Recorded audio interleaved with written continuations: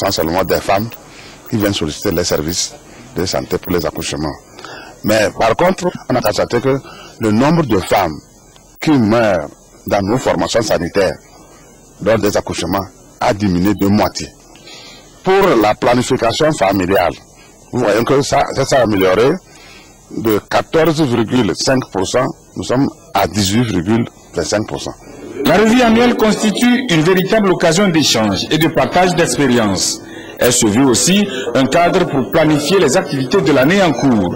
Au-delà de ces deux pôles, il est prévu que les participants à cette rencontre d'évaluation de la région de la Kara se penchent sur le manque d'hygiène dû à une échelle donnée à la construction des maisons sans infrastructures sanitaires et à une gestion anarchique des ordures ménagères.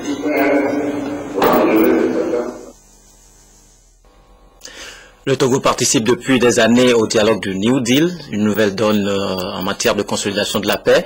Et pour confirmer cet engagement à la quête d'une paix durable, les membres du ministère de la Planification, les acteurs de la société civile et les partenaires techniques ont procédé cette semaine à la validation du document de synthèse et de suivi de ce mécanisme. Vincent Pouvel, Rachel Aokou.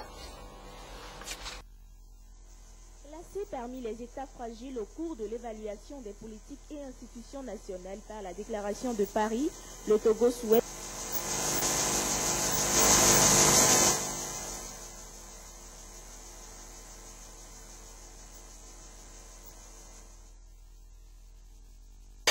Voilà toutes nos excuses, quelques ennuis techniques. Donc je disais que le Togo participe depuis des années au dialogue du New Deal. C'est une nouvelle donne en matière de consolidation de la paix. Et pour confirmer cet engagement à la quête d'une paix durable, les membres du ministère de la Planification, les acteurs de la société civile et les partenaires techniques ont procédé cette semaine à l'évaluation du document de synthèse de ce mécanisme. Rachel Aokou. Au cours de l'évaluation des politiques et institutions nationales par la Déclaration de Paris, le Togo souhaite améliorer ses engagements en matière de développement dans le cadre de l'enquête de suivi du New Deal.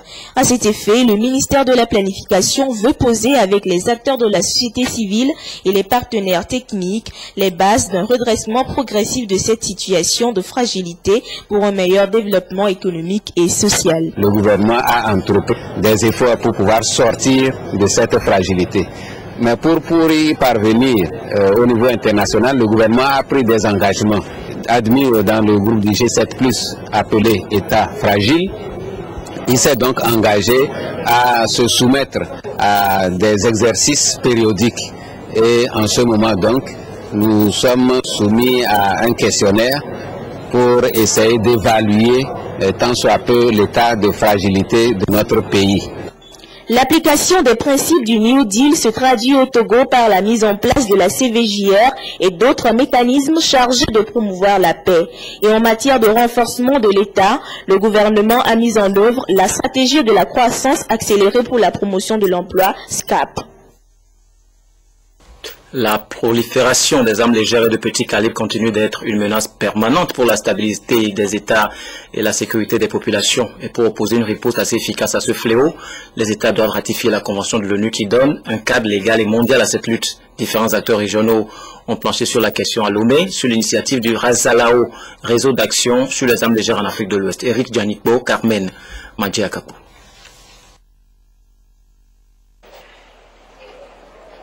Il y a un mystère qui tourne autour. Face à la prolifération des armes légères et de petit calibre et les dégâts humains qu'elles engendrent, des initiatives ont vu le jour tant au plan mondial qu'en Afrique de l'Ouest pour tenter d'éradiquer ce fléau. L'adoption de la convention de la CEDEAO sur les armes légères en est une illustration. Ici, des experts venus de différents pays de la sous-région ouest-africaine vont former des membres à des organisations de la société civile du Nigeria, du Bénin et du Togo pour faire le lobbying en faveur de la ratification par leurs États du traité sur le commerce des armes adopté en avril 2013 par l'Assemblée générale des Nations unies. On n'a pas de contrôle pour le commerce des armes. Et à partir du 2 avril 2013, aux Nations Unies, tous les États membres des Nations Unies, on a abordé cette question et on a négocié le traité. Maintenant, le traité est signé par 116 pays, mais on a besoin de 50 pays de ratifier avant que le traité rentre en vigueur. Les pays de la CEDEAO, les 15 pays, des 15 pays, il y a 13 qui ont signé le document et 2 seulement l'ont ratifié. Les outils pour cette ratification, les expériences qu'on a vécues avec la convention de la CEDEAO et ensuite ce qui sera dit donc, pour encourager nos États à aller rapidement à la ratification. Plusieurs thématiques seront abordées au cours de ces 2 jours, notamment l'évolution du traité sur le commerce des armes, les outils pour le plaidoyer et la contribution au manuel de plaidoyer et de campagne. À Dapaon, dans l'extrême nord du Togo, le 8 mars a été célébré en différé. Thème de cette journée internationale de la femme au Togo, l'autonomisation économique des femmes, c'est le progrès pour toutes et tous. Alors cette question, toujours à propos des femmes, une femme handicapée a-t-elle le plein droit sur sa santé de reproduction? À Madagascar, ce droit semble être dénié à ces femmes et ce sont plutôt les proches qui décident à leur place. Regardez. Anta, 34 ans, et une volonté de faire. Dans cet atelier de confection, c'est une employée comme les autres, malgré son handicap. Une vie presque normale si elle n'avait pas subi une opération de stérilisation. C'était au moment où elle accouchait de son premier enfant. Une femme comme moi, une handicapée qu'on pousse dans son fauteuil et qui est enceinte, c'était un problème pour ma famille. Quand j'ai accouché, c'était par césarienne, j'étais endormie. C'est pendant que j'étais inconsciente qu'ils m'ont ligaturé les trompes. Le médecin a demandé l'avis de ma mère, qui a donné son accord. Sa mère, la voici. Pourquoi a-t-elle donné son accord? L'accouchement était très difficile et les médecins, dit-elle, lui ont affirmé que sa fille ne survivrait pas à une 2e grossesse. Comble du malheur, le bébé de Anta est mort quelques jours après sa naissance. Ils m'ont expliqué que Anta avait un problème physique, mais qu'elle avait un cœur pour aimer comme tout le monde. Si elle tombait de nouveau enceinte, elle ne survivrait pas à une autre anesthésie générale vu son état physique.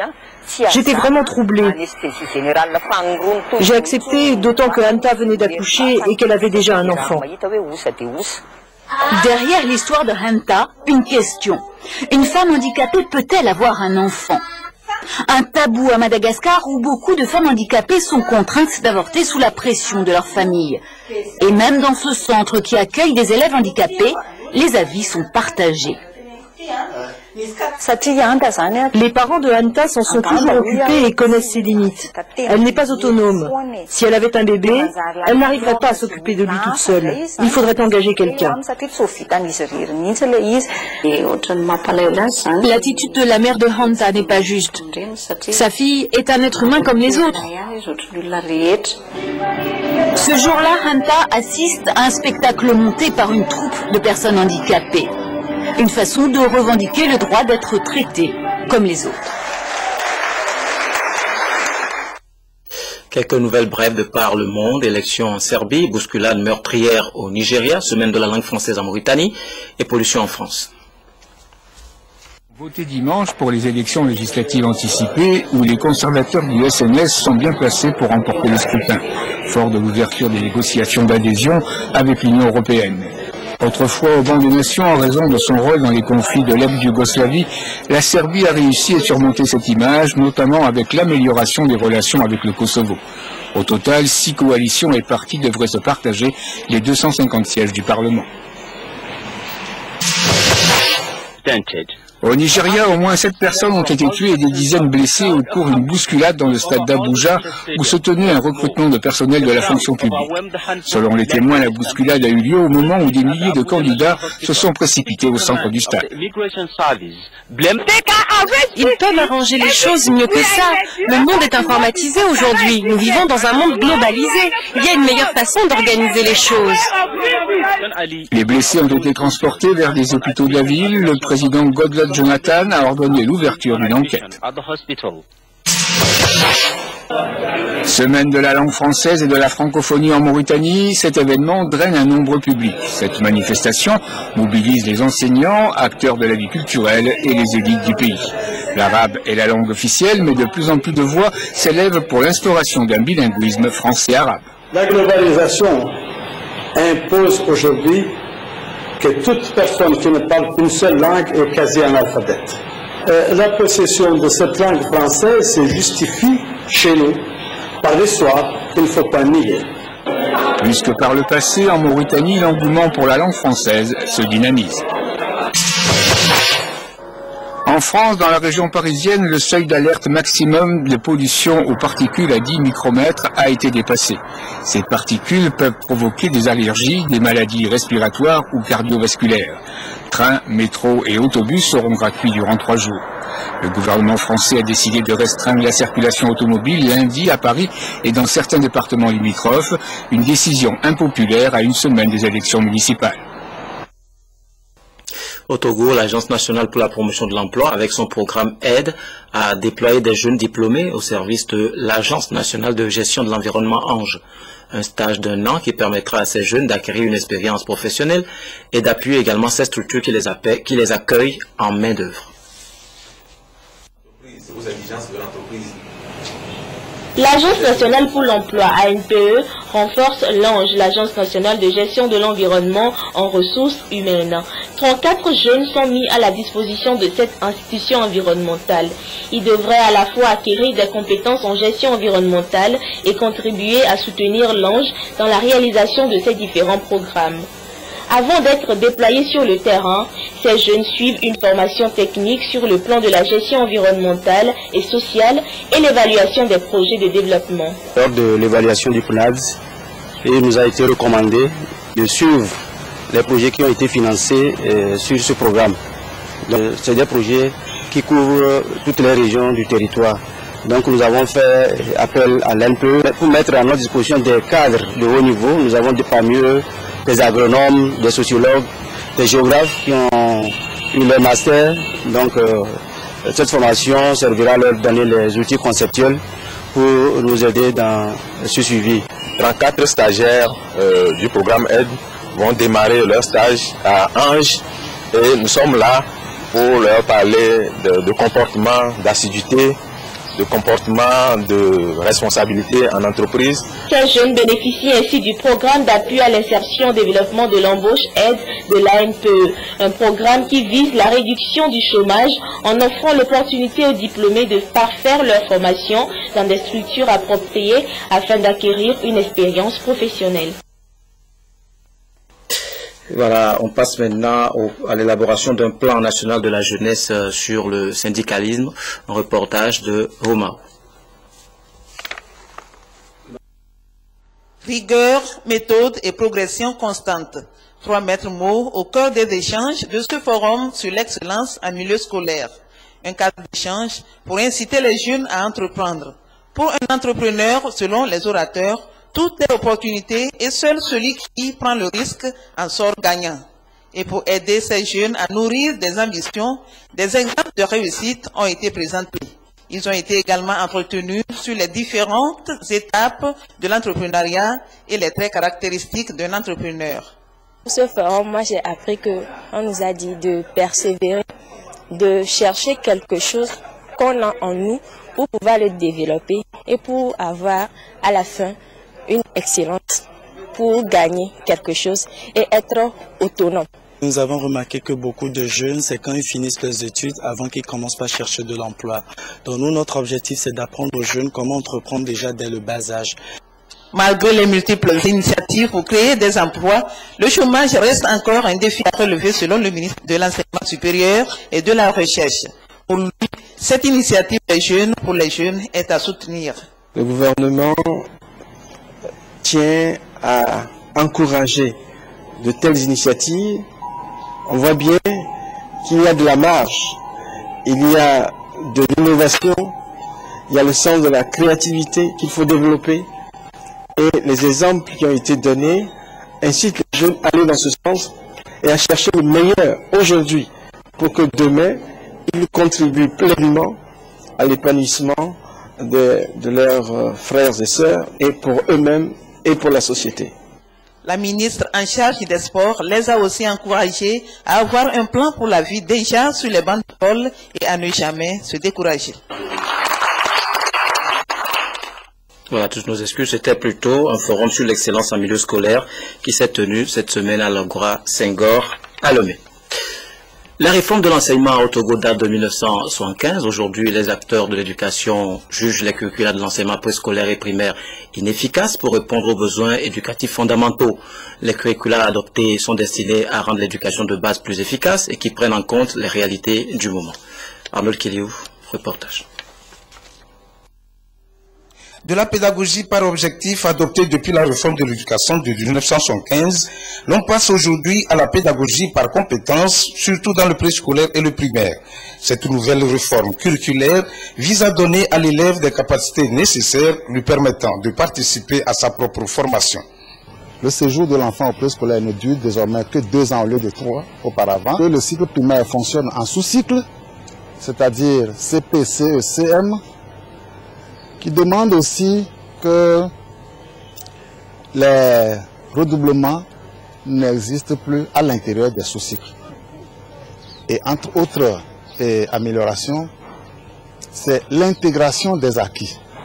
Le fait que l'enfant mobilise des acquis, des ressources, des habiletés, des capacités pour résoudre des problèmes.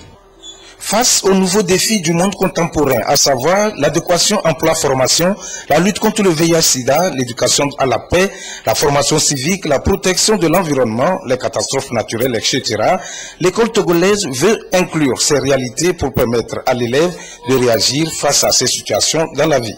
Vous voyez un enfant au bord de la route, il est en train de pleurer à un coin de rue, et vous lui posez la question, mais qu'est-ce que tu as? Il dit, je suis perdu, je ne reconnais plus ma maison. Mais pourtant en classe, il a appris à interroger. Il a appris les 4 points cardinaux. Il sait que sa maison se trouve à tel endroit de la ville, à tel point cardinal de la ville. Il sait que sa maison est proche de tel service qui peut servir de repère. Il sait que son papa s'appelle tant, sa maman s'appelle tant. Bon. Et parfois il connaît le nom de la rue. Mais au lieu de mettre tout cela ensemble, il s'assied là, il pleure. Alors qu'il pouvait s'adresser à un passant. S'il vous plaît, monsieur, je ne reconnais plus ma rue. Je sais que ma maison se trouve à côté de la poste. Notre maison se trouve à côté de telle direction, de tel service. Et comme ça, on peut l'aider à se débloquer. Aller à cette attitude, à cette réaction. L'éducation de base est en passe donc de se débarrasser de ses imperfections pour se conformer au plan sectoriel de l'éducation. Ceci passe également par la formation des enseignants de qualité. La mobilité de tout élève durant son cursus scolaire et même universitaire dépend de la qualité de l'éducation qu'il a reçue à la base.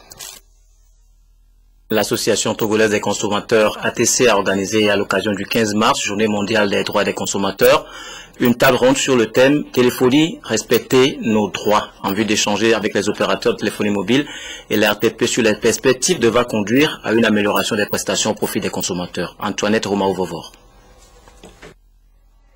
Échange entre l'Association togolaise des consommateurs ATC et les opérateurs du secteur des télécommunications. À l'ordre du jour, le renforcement du partenariat entre les opérateurs et le public. Ce cadre de discussion intervient en prélude à la célébration de la Journée mondiale des droits des consommateurs prévue pour ce 15 mars. Le thème mondial de cette année, c'est la téléphonie, respecter nos droits. Donc nous avons eu l'initiative de rassembler autour d'une table le régulateur qui est l'RTP et les 3 opérateurs économiques et d'autres de la société civile pour échanger.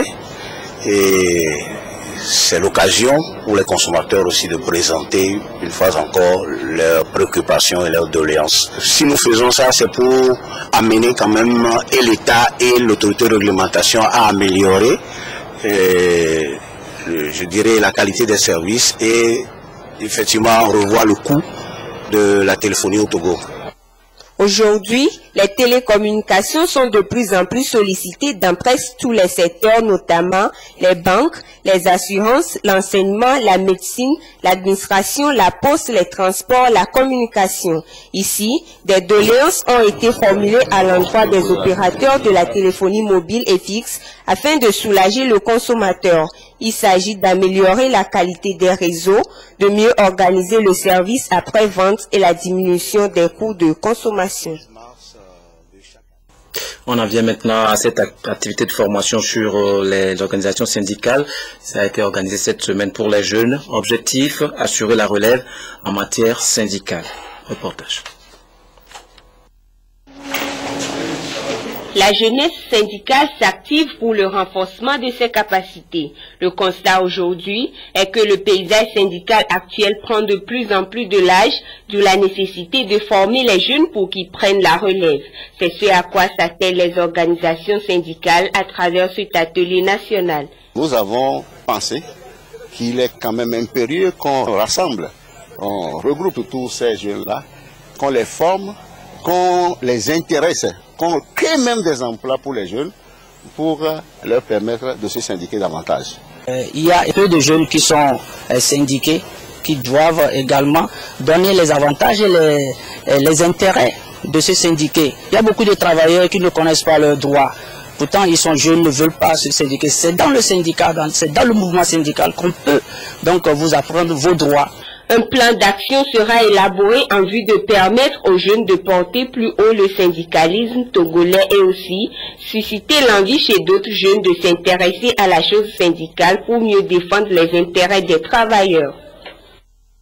Des artistes plasticiens et du cinéma de la sous-région se sont rencontrés au centre Sichem pour la 3e édition des arts visuels dénommée Wari. C'est une initiative de l'association SEC d'art contemporain avec des partenaires internationaux. Nous y reviendrons. D'autres plasticiens ont quant à eux lancé la première édition du projet Campagne Art au centre culturel Arima Fil Bleu à Lomé. Ils proposent au public des moments de partage au sein d'une résidence de création dans une atmosphère rurale, loin du vacarme de la ville. Vincent Pouvel. Pour favoriser l'accès à la culture, 2 figures des arts visuels du Togo, Soke Edor et Tete Azangpo, ont initié le projet Campagnard qui consiste à mettre en place une résidence de création suivie d'une exposition autour des arts plastiques en milieu rural. Le Campagnard, c'est une sorte de désenclavement culturel de la ville vers le village. Et ce souci m'est arrivé lors de mes dépaysements en campagne, plus précisément au pied de Mont-Agou, où j'ai logé longtemps, où j'ai fait d'autres ateliers avec d'autres jeunes et ça a donné ses fruits et j'ai vu que l'on peut aller réfléchir et créer en milieu rural. Cette initiative a pu voir le jour grâce à la dotation du Fonds d'aide à la culture mise en place par le ministère de la Communication, des Arts et de la Culture, chargé de sélectionner les dossiers les plus pertinents afin de leur donner les moyens de leurs ambitions. L'attribution du financement qui fait l'objet de cette manifestation ce soir est un long processus. En effet, le Fonds d'aide à la culture est un établissement public à but non lucratif qui jouit de l'autonomie financière et administrative. Pour cette première édition, les 2 créateurs ont choisi de mettre en lumière l'importance de la transmission entre les 2 générations d'artistes qu'ils représentent. Ils espèrent ainsi fédérer un public large en rassemblant leurs sensibilités propres qui favorisent la diversité et la richesse de l'art togolais.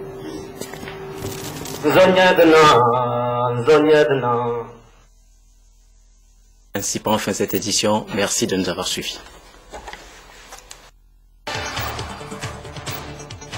Regard sur l'enseignement préscolaire et primaire, notamment les curricula adoptés récemment par les différents acteurs pour rendre l'éducation à la base plus performante. Ces mutations font une bonne liaison entre les réalités du moment et les différents programmes.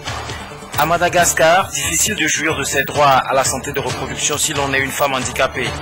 Les femmes qui sont dans cet état sont souvent stérilisées sur ordre de leurs proches pour éviter toute complication de leur état qu'engendrerait une éventuelle grossesse. Culture, 3e édition des arts visuels Wari sur l'environnement et puis lancement de l'activité Campagne Art à Agou dans un environnement isolé, loin du bruit des citadins.